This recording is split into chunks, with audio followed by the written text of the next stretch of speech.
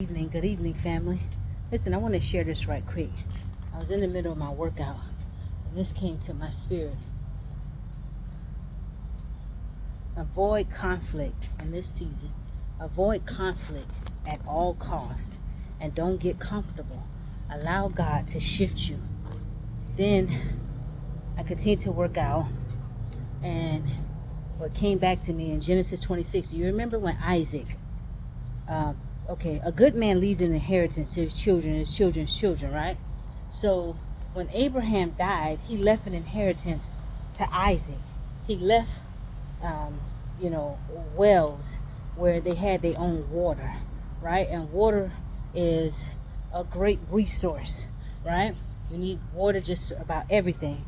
However, the adversaries of Isaac, Isaac was blessed, but as he began to increase and grow, and people become influential, people were very jealous of him. The Philistines grew jealous of him. And one way that they thought that they could slow him down, they came and they interfered with him.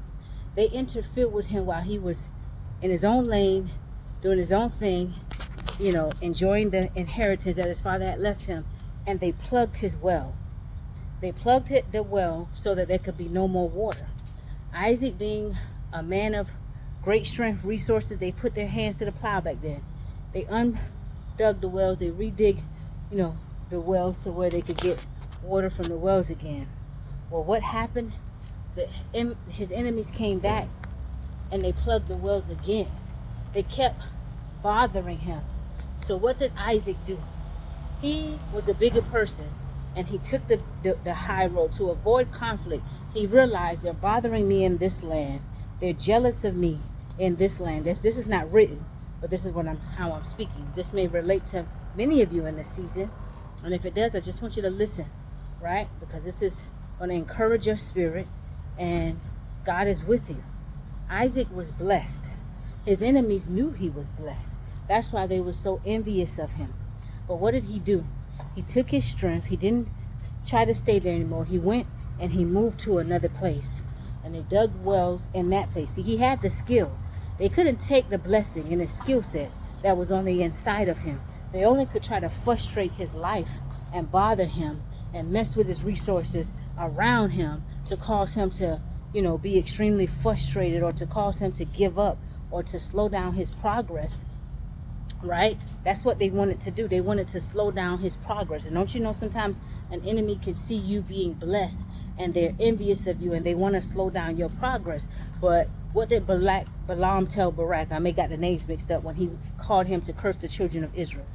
No matter how much they wanted him to curse the children of Israel, he said, no man could curse whom God has blessed. And so you got to know, when you are blessed, you will see people trying to interfere with what you're doing. You will see weird things happening, but you're the blessed one. You understand? No man or woman can curse whom God has blessed. So you got to know that. And if you are seeing your enemies manifest and do things with you, coming into your lane, bothering you, it's okay to take the high road. The Bible tells us when a wise man or woman foresees trouble, he'll do what? He'll hide himself. Not because he's a coward, but because he's wise. You understand? And what was the word? Avoid conflict at all costs. Don't become comfortable, right? So when they came and they messed with Isaac's well, after he had moved to a new place, being the bigger person, he took the high road. They came and they dug, they flooded those wells with dirt. They plugged them up so that he couldn't get water. They kept messing with his water, right? They kept messing with his primary resource. Water is very important. You won't realize how important it is until you don't have it no more. You needed to clean, you needed to cook, you needed to grow fruits and vegetables. You need water to give to your animals so that your animals can continue to be well hydrated and survive. You need water for everything. So they kept messing with his water supply. They wanted to slow down his progress. That's what envy and jealousy does, right? What does the scripture say? Envy is cruel as a grave. What did Isaac do then? He moved again, and he went and he dug another place in a land that was plentiful. He called it Rehoboth, right? He went and he dug there, and then he was able to have peace and enjoy his prosperity, right? And God blessed him there. So I want to tell you something. If you know that the God that you serve, Matzah the Lamb, our Savior, the God of Matzah the Lamb, the God of Abraham, Isaac, and Jacob, the Alpha and Omega, if you know that he is all powerful, if you know that he is with you, then you should also know if you see the enemy coming into your territory, intentionally trying to stir up trouble, all you've got to do is pray. Lord, show me what you want me to do. Lord, show me where you want me to go. I know that you said no weapon formed against me shall prosper. But then there are some times when the enemy can come into this territory and do certain things. Are you trying to shift me? Should I go yonder and move over there to avoid conflict at all costs? God will speak to your spirit. Take the high road. And where the enemy thought they was trying to set you back, God is moving you for, is shifting you to be set up for greater levels of wealth, for greater levels of prosperity. You understand? So I want you to be mindful and remember the story of what happened with Isaac in Genesis 26. You can go back and read it. Isaac took the high road. No matter how much they came after him, there was nothing they could do to stop God's favor upon his life. You understand? Isaac was a blessed man. God was pleased with him. Okay? And so every time they followed him to start trouble and plug up his wells, they were cowards. They plugged the wells and went about their business, right? But he took the high road. He didn't engage them. He didn't go and follow them. He didn't go find where they were. He wasn't quick to anger. He probably was frustrated because for those of you countrymen and women, and you know if you get in the country and you try to dig your well, especially if you're doing it manually, you know that that is hard labor. It takes a lot of your strength out of you to be digging in the ground. And you got to dig and shovel stuff out and dig, and you got to keep going deeper, and you know it's hard on your arm. You got to have more than one person, right? And so imagine having to constantly do that because you needed to get water. They needed water for their cattle, for their animals to survive. They needed water to sustain themselves, so they couldn't just go 2 or 3 days, without doing anything. When those wells were plugged, they had to jump right back on the job again. So imagine how frustrating that was, right? But when God is Alpha and Omega, the enemy cannot do anything unless he has permission from God.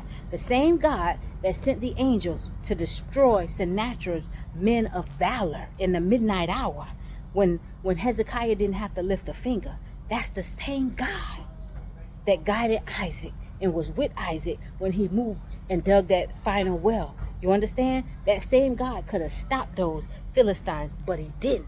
So if God is not stopping your enemies and they are intruding in your lane, then maybe God, perhaps he's trying to shift you. Perhaps he's trying to open your eyes to something. Remember when Job was on his bed of affliction? I'm going to say this and I'm going to get off here so I can go ahead and get back in the mood with my workout. But you remember when Job was on his bed of affliction? All of his religious friends kept taking turns, giving him a sermon. Tell him, surely you must have did something wrong. The Bible sets the tone for us in the beginning. Now, Job was an upright man in all of his ways, pleasing to God. He was already pleasing to God, you see? But Satan, the accuser who went before God, God brought Job's name up to Satan. Why? Without faith, it is impossible to please God. Don't you know sometimes God will allow our faith to be tested? And that's what he did when he brought Job's name up to Satan. Have you considered my servant Job? Oh, well, the only reason he served you because you didn't build a hedge of protection around him. Give me a shot and I bet you he'll curse you and die. See? He's always thinking he can beat God in a challenge and prove us wrong. Prove us, make us curse God, make us give up on God. Right? God said, very well done, but don't kill him. He didn't have authority to take Job's life prematurely from the earth. See? But he had the authority to test Job in whatever that was, but don't take his life. There was no standards that say, test him, don't take his life, don't take his children. No, have your way, but don't take his life. And he was so cruel with that thing. Job's friends kept trying to talk to him. He go, this man greed. But in the end, when God finally revealed himself to Job in so many words, pretty much, be quiet, get it, ain't I the God, Be quiet, stop complaining. In so many words, I'm paraphrasing. But God revealed himself to Job and talked about how powerful he was. And here you are complaining on your bed of affliction, cursing the day that you came out of your mother's womb. And what did Job do? He surrendered. He said, forgive me, for I only had known what I heard about you. He was taught about God, yet he had faith that pleased God. But God wanted to increase that, elevate and open his mind spiritually. See? And that's why he put Job's friend to shame, because he said they were religious leaders, but he said, I won't hear from you unless my servant Job prays for you. He esteemed Job over them by doing that, showing them there's something inside of Job that he has that you don't have. I've esteemed them above you. And Job had to pray for the curse to be removed from them. Right? And so when Job apologized to God, Job finally realized, now I have interacted with you face to face. Now I have seen you for myself. I've heard you for myself. Forgive me. I only knew what I was taught of you. God wants a personal relationship with each and every one of us. You understand? This earth is not our final resting home. Jesus said, in my Father's house, there are many mansions. So the life over there is without all of the Decadachi, all of the great evil one, the one whose number is 666. You see, he's here in the earth. That's why the angels had rejoiced. What did the Lord say? I've seen Satan cast out of the earth like thunder, cast out of heaven to the earth down like thunder. Right? I've seen him cast out of heaven, and the angels rejoiced. And then they grieved for those of us who are here in the earth. That fallen one is here. The third, those who follow behind him, are here. And so when you see certain things, I want you to understand in this season, avoid conflict at all costs. Take the high road. Be the bigger person. Don't get comfortable, because God just may be trying to shift you. If he brings you to it, he'll bring you through it. And even in the midst of the opposition, you still have the authority over evil, because the prayers of the righteous avail much. And Luke 10:19, I've given you the power to tread over snakes and scorpions. See? They can sting you, they can bite you, but I give you the power. Don't you think they stung Isaac when they plug up them wells? He got to go through all that hard work. He just treaded over. He kept his energy. He just ran and redug. He had greater strength. Right? So I just want you to be encouraged. God is still in control. If he bless you in this land, he can bless you in that land. If he's blessed you over here, he can bless you over there. If he can trust you with little, trust me, he's going to trust you with greater. Could the opposition of what you see or what's beginning to manifest, it could just be your test. And when you can recognize it as that, oh, you should give God the glory and the praise even more. I love Jesus. I love Jesus. I love Jesus. He is my friend. Oh, yes. That blessed my soul. Take me to the waters. Take me to the waters. Take me to the waters and baptize me. None but the righteous, none but the righteous, none but the